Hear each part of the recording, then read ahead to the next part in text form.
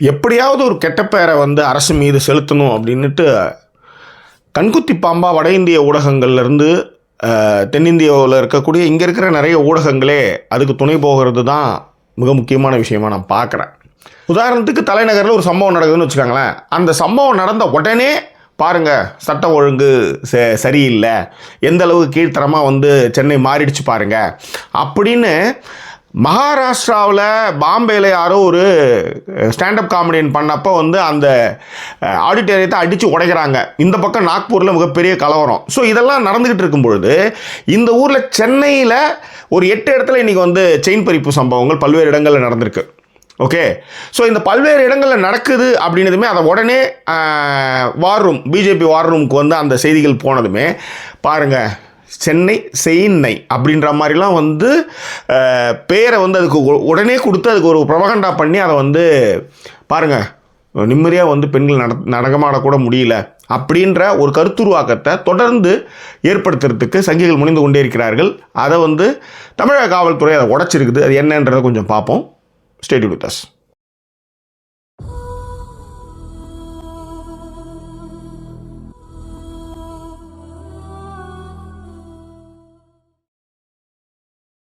தீரன் அதிகாரம் 1 இந்த படத்தினுடைய கதை உங்களுக்கு எல்லாருக்குமே தெரியும். வட மாநிலத்திலேருந்து பவேரியா கொள்ளைக்காரர்கள் அவங்க பேர் அவங்கள சொல்லுவாங்க. ஸோ அவங்க அங்கேருந்து லாரியில் வருவாங்க, சரக்கு லாரியில் வருவாங்க. இங்கே வந்து நோட்டம் விட்டுட்டு கொள்ளையெல்லாம் அடிச்சுட்டு திரும்ப சரக்கு லாரியில் போயிடுவாங்க. அந்த ஏரியாவில் போய் அவங்கள வந்து கண்டுபிடிக்கிறதோ இல்லை அவங்கள கைது பண்ணுறதோ வந்து இயலாத காரியமாகவே இருந்தது. அது தமிழக காவல்துறை அதை மிக சிறப்பாகவே செஞ்சுது. அதனுடைய அடிப்படையில் வந்தது தான் வந்து தீரன் அதிகாரம் 1. அவங்களுடைய கொள்ளை சம்பவங்களே எப்படின்னா, கதவு திறந்ததுமே மொடார்னு முதல்ல வர்றவன தலையில் ஒரு பெரிய வெட்டி ரத்தத்தை சிதற விடுவாங்க. இந்த ரத்தத்தை சிதற விடுறது தான் அவங்களுடைய டெக்னிக்கு. அதன் பிறகு வந்து எல்லாருமே ஸ்தம்பிச்சு போய் நிற்கும்போது அவங்க ரொம்ப கேஷுவலாக போய் வீட்டில் இருக்கிற நகைகளையோ மற்ற விஷயங்களையோ கொள்ளடிச்சிட்டு அவங்க ரொம்ப கேஷுவலாக போயிட்டே இருப்பாங்கன்னு வச்சுக்காங்களேன். இதுதான் அவங்க ஸ்டைல். இன்றைக்கி சென்னையில் வந்து காலையில் வந்து பல்வேறு இடங்களில் 8க்கு மேற்பட்ட இடங்களில் வந்து செயின் பறிப்பு சம்பவங்கள் நடந்திருக்கு. ஓகேவா? ஸோ இதில் என்ன மேட்ருன்னா, செயினை பறிச்சுட்டு அவங்களுடைய மோட்டோ என்னென்னா, செயினை பறிச்சுட்டு ஃப்ளைட்டில் கிளம்பி போயிடலாம். யோசிச்சு பாருங்கள், செயினை பறிச்சுட்டு ஃப்ளைட்டில் கிளம்பி போயிடலான்றது தான் அவங்களுடைய ஒரே மோட்டோ. பல்வேறு இடங்களில் இன்றைக்கி வந்து செயினை பறிக்கிறாங்க. பறித்ததுமே என்ன ஆகுது, அது உடனே வார் ரூமுக்கு அந்த செய்தி போகுது. செய்தி போனதுமே பாருங்கள் சட்டம் ஒழுங்கு கெட்டு போச்சு அப்படின்னு ஒரு அஜெண்டாவை தொடர்ந்து நிறுவிக்கிட்டே இருக்கிறாங்க. ஆனால் இந்த செயின் அறுத்த ஒரு 3 மணி நேரத்தில் டக்குன்னு குற்றவாளிகளை கண்டுபிடிச்சாங்க. அது எங்கன்னா இண்டிகோ ஃப்ளைட்டில் ஏறினவனை இறக்கி வந்து கைது பண்ணியிருக்காங்க. இண்டிகோ ஃப்ளைட்டில் ஏறி வடமாநிலத்துக்கு தப்பிச்சு போக நினச்ச குற்றவாளிகளை ஃப்ளைட்லேருந்து அப்படியே தரன்னு இது வந்து கைது பண்ணியிருக்காங்க. நீங்கள் நல்லா ஒரு விஷயத்தை கவனிக்கணும். சரி, இது எப்படி இந்த 3 மணி நேரத்தில் வந்து இது சாத்தியம் அப்படின்னு நீங்கள் நினைக்கலாம் இல்லையா? அதுக்கான காரணத்தை சொல்கிறேன். ரொம்ப சிம்பிள். தமிழ்நாட்டில் சட்டம் ஒழுங்கு சீர்குலையாமல் இருக்கிறதுக்கும் குற்றவாளிகளை வெகு சீக்கிரத்தில் வந்து கைது பண்ணுறதுக்கும், உதாரணத்துக்கு ஆம்ஸ்ட்ராங் கொலையிலேருந்து மற்ற நிறைய விஷயங்கள்லேருந்து சீக்கிரமாகவே கைது படலங்கள் நடக்கிறதுக்கு காரணம் என்னன்னா சிசிடிவி. இந்த சிசிடிவி வந்து வட மாநிலங்களை விட, அதுவும் தென்னகத்தில், அதுவும் தமிழகத்தில், சென்னையில் வந்து மிக அதிக அளவில் சிசிடிவி ஃபுட்டேஜ் வந்து எல்லா இடத்துலையுமே இருக்குது. நீங்கள் தெரு பார்த்தீங்கன்னா காவல்துறை வந்து அங்கங்கே வந்து சிசிடிவி வச்சுருப்பாங்க. ஸோ இந்த 8 பேரையுமே சிசிடிவியில் பிடிச்சி எல்லாம் ஒரே பேட்டர்ன் ஒரே ஆளுங்க அப்படின்றதும், அவங்க எங்கே போகிறாங்கன்றதை பிடிச்சி, அவங்க ஃப்ளைட்டில் ஏறி தப்பிக்கிறாங்கன்றதை பிடிச்சி பிடிச்சிட்டாங்க. அதான் இதான், வேறு ஒன்றும் இல்லை. ஆனால் வட மாநிலங்களில் இது சாத்தியமே கிடையாது. வட மாநிலங்களில் இந்த மாதிரியான செக்யூரிட்டி சிசிடிவி கேமராக்கள்லாம் அங்கே கிடையவே கிடையாது. இங்கிலாந்தில் சொல்லுவாங்க, இங்கிலாந்தில் ஒருத்தன் வந்து காணாமல் போயிட்டான்னா போய் கம்ப்ளைண்ட் கொடுத்தீங்கன்னா, மேடம் 8 மணிக்கு வீட்டை விட்டு வெளியே வந்திருக்கான், 9 மணிக்கு டார்லிங்டன் ரயிலில் ஏறி இருக்கான், 10 மணிக்கு வந்து நியூ காசில் இறங்கியிருக்கான், 11 மணிக்கு வந்து நியூ காசில் ஏர்போர்ட் போயிருக்கான், செக்இன் பண்ணி போயிட்டான் மேடம் ஊருக்கு அப்படின்ற அளவுக்கு டீட்டெயில் இங்கே சிசிடிவி வந்து அந்த அளவுக்கு வந்து ரொம்ப ஸ்ட்ராங். ஓகேவா? எல்லா இடத்துலையுமே சிசிடிவி இருக்கும். நீங்கள் இங்கே இங்கிலாந்தில் பார்த்தீங்கன்னா போலீஸே அதிகமாக இருக்காது. போலீஸே இல்லாமல் அவ்வளோ பெரிய போக்குவரத்து ஒழுங்கு நடந்துக்கிட்டே இருக்கும். காரணம் என்னென்னா, எல்லாத்துக்குமே வந்து ஸ்பீட் லிமிட் கேமராவில் வந்து சிசிடிவி கேமரா வந்து எல்லா இடத்துலையும் இருக்குது. இந்த ஃபெசிலிட்டிஸ் தான் வந்து தமிழகத்தில் வச்சுருக்காங்க எல்லா இடத்துலையுமே. தமிழக காவல்துறை அந்த மாதிரி வந்து எல்லா இடத்துலையுமே வந்து சிசிடிவி ஃபெசிலிட்டிஸ் வச்சுருந்தனால இந்த கொள்ளையர்கள் வந்து கோழி அமுக்கிற மாதிரி அமுக்கிட்டாங்க. தமிழகம் ஒரு பாதுகாப்பற்ற நகரம் அதுவும் மிக முக்கியமாக சென்னையில் வந்து செயின்னை அப்படின்லாம் வந்து இந்த ஒரு 8 செயின் பறிப்பு சம்பவத்துக்கு உடனே வந்து என்ன சொல்கிறது ஒப்பாரி வச்ச கதைகள்லாம் வந்து நம்ம வந்து பார்த்துக்கிட்டு தான் இருக்கோம். நான் அதுக்கு தான் ஏற்கனவே சொன்னேன், நாக்பூரில் நடந்த கலவரமாக இருக்கட்டும், அல்லது வந்து இப்போ மும்பையில் வந்து ஒரு ஸ்டாண்டப் காமெடி நடத்தின ஷோவுக்கான இடத்த வந்து அடித்து நொறுக்கின விஷயங்களாக இருக்கட்டும்.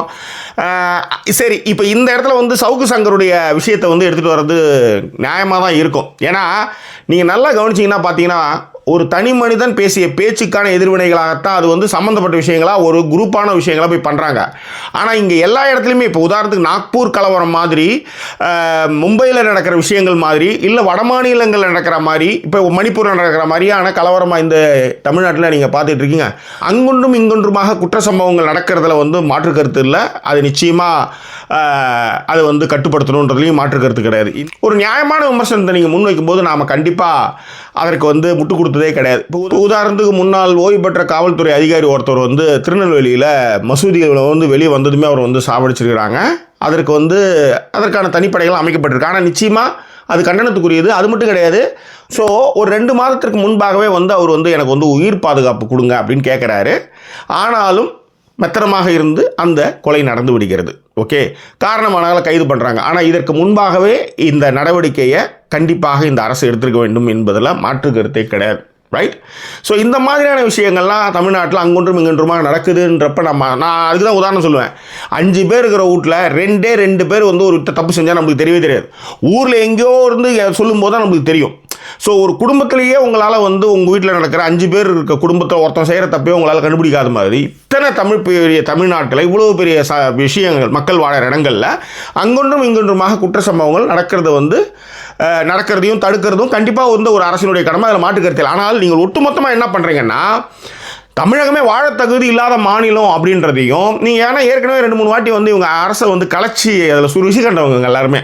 ஸோ அதுக்கு ஒத்துழைவுற விதமாகத்தான் இன்றைய காலையில் நடந்த அந்த 8 இடங்கள் நடந்த செயின் பறிப்பு சம்பவங்களை நான் பார்க்குறேன். அதுக்கு உடனே வந்து சட்டம் ஒழுங்கு கெட்டு போச்சுன்னு உடனே கூப்பாடு போடுறது.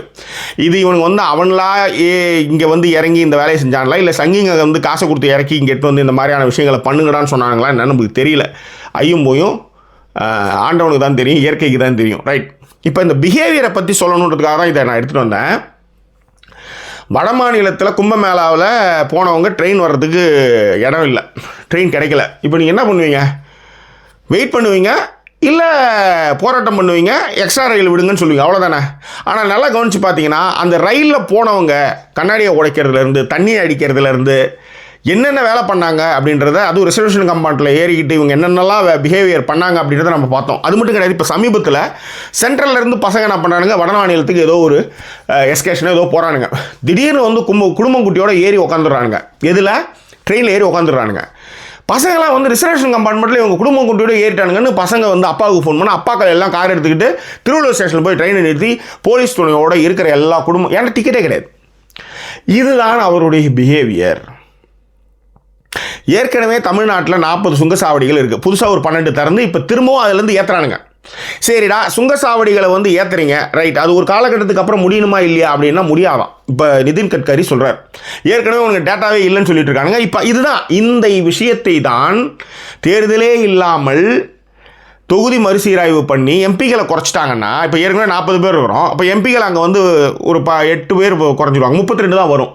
அப்போ இந்த மாதிரி தென் மாநிலங்களுடைய அந்த உரிமைகளை வந்து குறைச்சிட்டாங்கன்னா அதுக்கப்புறம் அவ்வளோதான். அவங்க நினச்சது தான் சட்டம், அவங்க வச்சது தான் சட்டம்.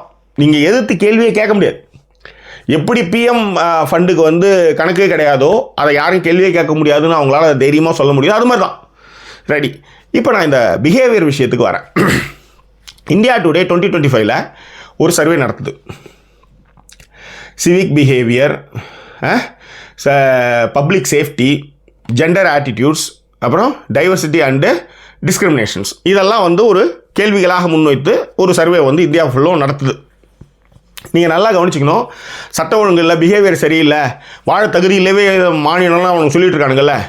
நான் ஏற்கனவே சொன்னேன், அங்கொன்றும் இங்கொன்றுமா தகவல் நடக்குறத வந்து நான் வந்து மறுக்கவே இல்லை. அதே நேரத்தில் வட மாநிலங்களை இப்போ பண்ணும்போதும் சட்டம் ஒழுங்கு வந்து ஒன்றும் இல்லை, ஒரு போலீஸ் ஆஃபீஸர் ஒரு பப்ளிக் ஃபோரமில் வந்து ஒரு பொண்ணை வந்து மொலஸ்ட் பண்ணிட்டு இருக்காரு. இந்த பிஹேவியரில் வந்து இவங்களுடைய தரம் வந்து கும்பமேளா போயிட்டு ரயில் கடைகள் வந்து இவனுக்கு என்னெல்லாம் கூத்துலாம் பண்ணானுங்க, எப்படிலாம் வந்து டிக்கெட் இல்லாமல் போயிட்டு இருக்கானுங்க. அவனுக்கு வந்து ஒரு பொது போக்குவரத்தே கிடையாது. நாம் பொது போக்குவரத்து உருவாக்கி உள்கட்டமைப்பில் சாலைகள்லாம் உருவாக்கினா தேசிய நெடுஞ்சாலையில் எல்லாத்துலேயும் அவனுக்கு வந்து டோலை போட்டு நம்மகிட்ட இருந்து உருவி தின்னுட்டு இருக்கானுங்க. இது வேறு விஷயம், இது விடுங்க.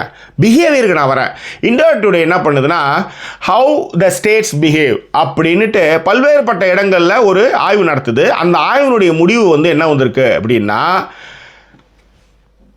கேரளா முதலிடத்தை பெறுகிறது. அதாவது கேரளா எப்படி முதலிடத்தை பெறுதல என்னென்ன விஷயங்களுக்கெல்லாம் அப்படின்னா, civic behaviour, public safety, gender attitude, diversity and discriminations. இந்த கேள்விகள், இந்த 4 கேட்டகரியிலையும் கேள்விகளை பல்வேறு இடங்களில் நடத்தப்பட்ட ஆய்வுகளில் கேரளா முதலிடத்தையும், 2வது தமிழ்நாடும், 3வது வெஸ்ட் பெங்காலும், 4வது மகாராஷ்டிராவும், 5வது ஒரிஷா, அதுக்கப்புறம் இமாச்சல், ஹரியானா, உத்தரகாண்ட், சண்டிகர், NCTF டெல்லி, இதெல்லாமே பார்த்தீங்கன்னா அப்படியே என்ன வருது, அப்படியே மெலிசா வந்து அந்த தெலுங்கானா, பீகார், தெலுங்கானா வந்து டைலமாவாக இருக்குது.